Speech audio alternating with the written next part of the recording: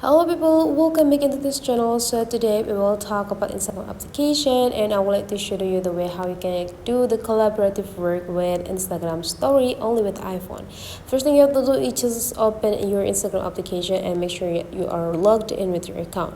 And the next thing you need to do is just access the Instagram story camera, and you just need to stay in the home section, and you just need to slide your home section here into the right side to access the Instagram camera.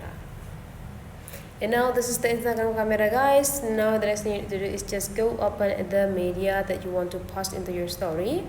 And if you want to do the collaborative work, just take a look at this top side here. I just click this A letter here, and there will be like pop up here two options. One is mention and the other one is location.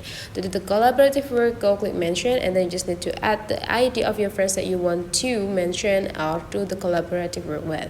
And you just need to go click done and place this ID into the specific area that you want it. And there we go. After you're done, you just need to go click add to your story, and then you just need to wait until the process is just perfectly done. So that's for this tutorial. Hopefully you enjoyed this a lot, and let's meet again into other tutorial.